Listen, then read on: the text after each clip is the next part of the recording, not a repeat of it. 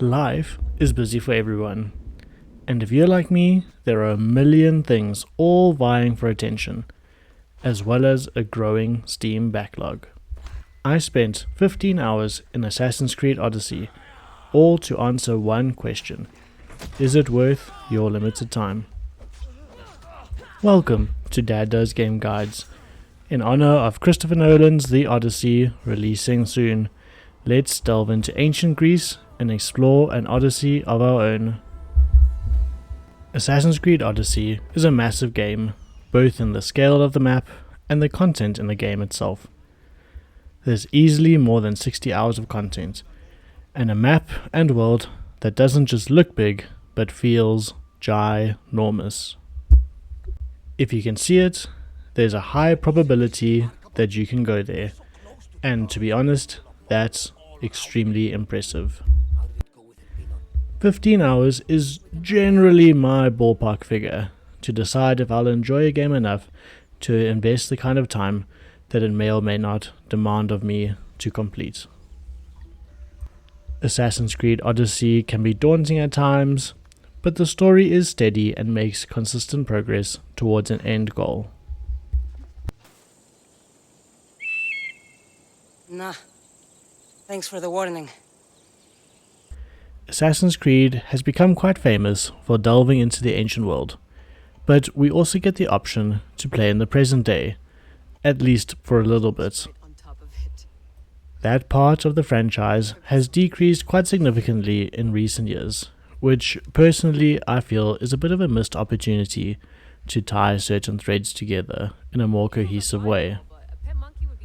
At the start of the game, we can choose to either play as Cassandra or Alexios. I chose Cassandra and got going as soon as possible. The game wastes no time and we very quickly get thrown into a confrontation. We drift around quite a lot in the early game, but it is a fun way to get used to the combat and traversal mechanics. Our main story thread throughout the game is that we are a mercenary that is contracted by either Sparta or Athens during the war to do various tasks. Looking for the father would be a waste of resources. What do you think? Hunt the champion's mother or his father? In doing so, we discover a group known as the Cult of Cosmos, who are controlling Greece from the shadows. This cult is doing various dodgy things, like controlling the Oracle of Delphi and the prophecies that they give to people. It becomes evident that the cult must be stopped, and along the way, we meet interesting people from history, which makes it a fun journey. There's plenty of side quests, and none ever feel too monotonous or like you're just repeating the same thing twice. It's also fun because you never know what might tie to other quests and what might not. For example, I helped a physician collect herbs, which led me to meet with the previous Oracle of Delphi. This oracle may have been the one that gave a doomed prophecy to Cassandra's family many years ago, which sets in motion some events that have led her to the place that she's in right now with her family. It's an interesting thought and one that isn't really ever confirmed, but I like to think that it may be true. We are ready, my king. We start the game by playing as Leonidas at the battle against the Persians during the Battle of Thermopylae.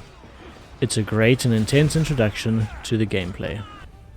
When we finally get to play as Cassandra, we gain experience points the usual way, by completing quests and defeating enemies. With enough experience, we level up and gain a skill point, which can be used to purchase new skills and abilities. These fall into three pretty self-explanatory categories: Hunter, Warrior, and Assassin. A great feature is that we can reallocate points whenever we want with ease, which makes experimenting with different gameplay styles easy to do. The inventory is a fun way to modify your play styles. What makes it more dynamic is that you don't just look at the highest number and select it. Rather, it's important to look at the extra stats, like how much it'll increase your hunter, warrior, or assassin damage, generally expressed as a percentage. Because it's based on a percentage, it stacks quite significantly. The more armor that you have that does warrior damage, for example, means that you will do exponentially more warrior damage, and same goes for hunter and assassin damage. Personally, I'd suggest not committing to one, but rather change depending on whatever quest you need to do. If you need to go into a battle, fit armor and skills to be more warrior damage, or if you're needing to sneak and hide a lot more, then assassin damage or even hunter damage.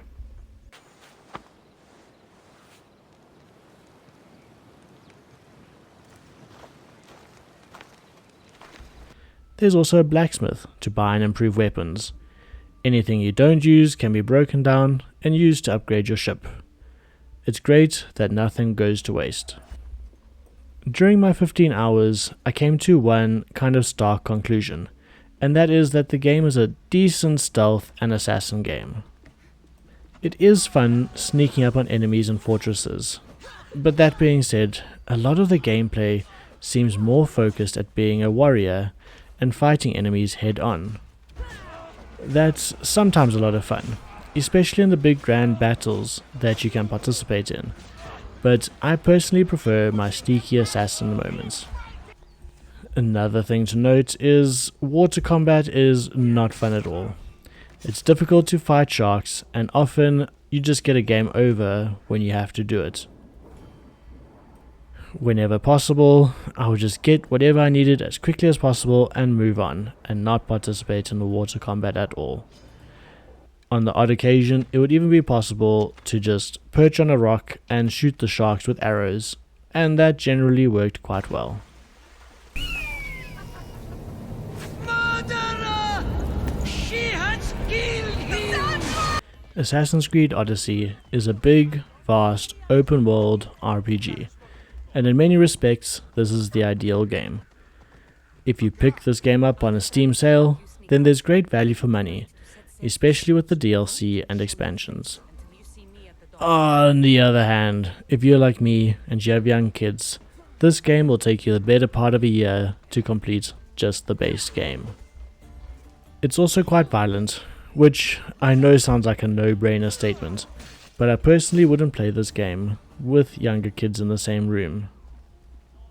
This limits your game time to bedtimes, nap times, and that will draw out the game time significantly.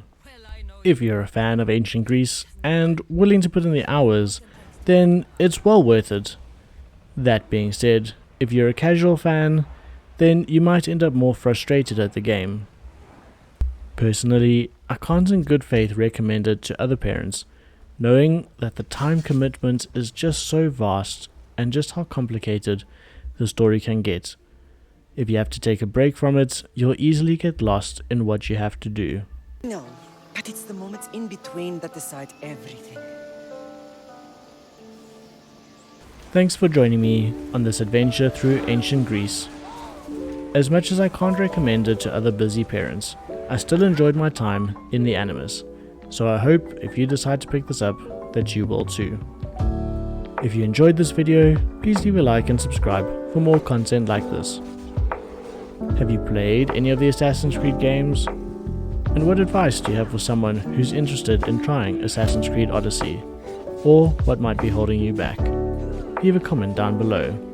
Next time, we'll be swinging into action with Marvel's Spider-Man 2.